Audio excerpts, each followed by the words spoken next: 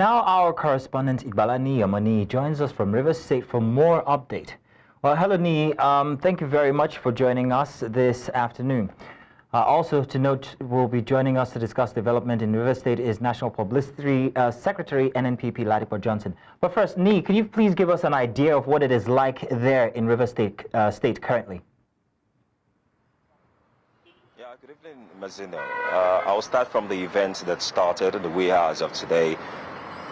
Two individual protesters gathered at the government house very early this morning to express their displeasure about the state of emergency that was declared by the president. After which, we got there about 2 hours after. The place was actually serene, calm.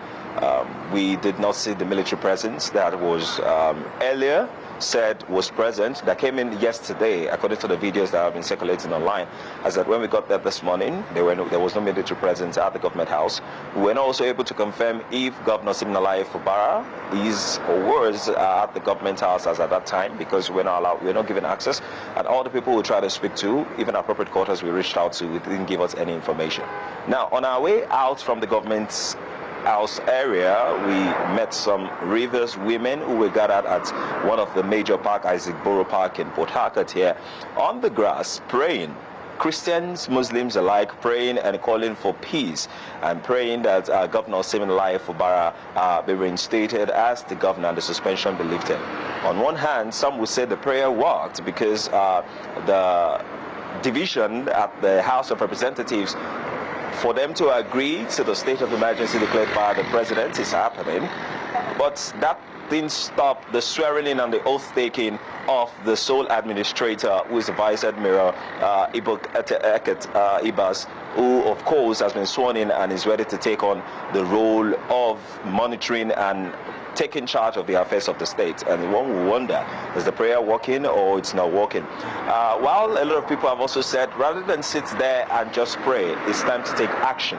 It's time to do something. But let's talk about the people we see on the street right now, the residents we've met, the residents we've spoken with, so many that have expressed their displeasure about the current situation.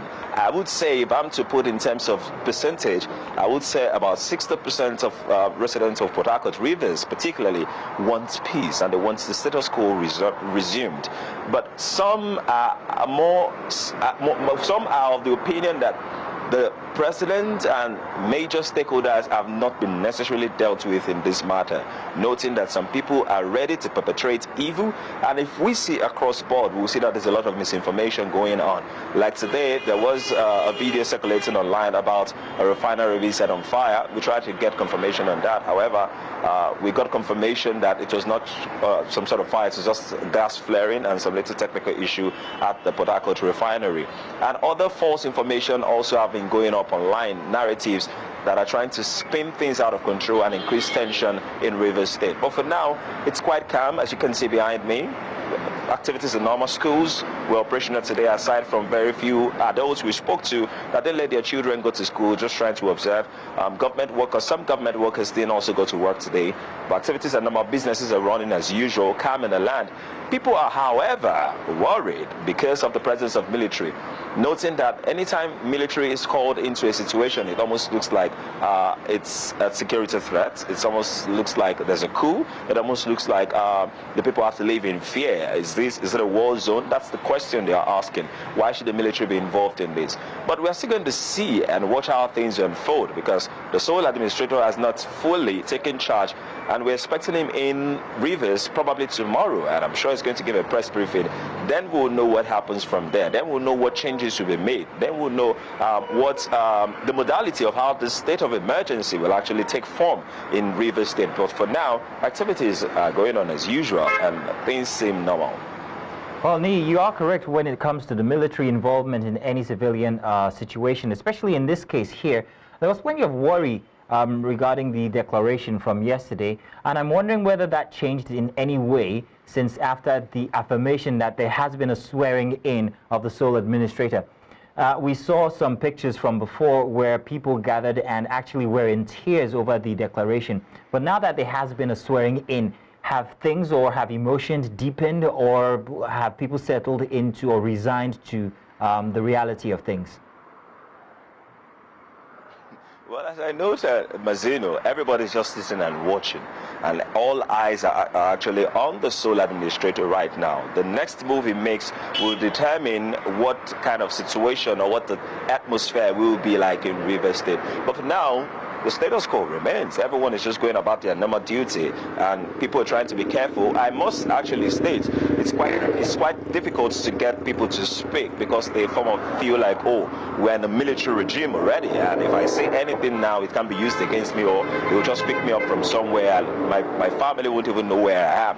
But I want to believe that by the time the sole administrator begins operation, then we'll start seeing some level of changes or some modalities coming up, or some attitude or the ambience in the states might actually change based on instructions, based on if he's going to put out restrictions of movement at some point.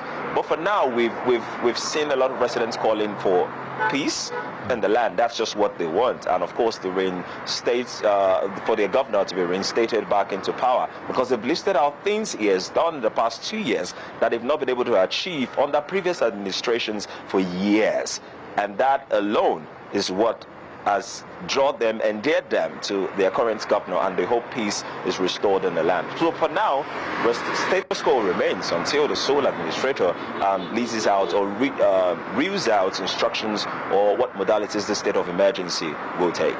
Thank you very much, Nee. We'll continue coming to you for more details.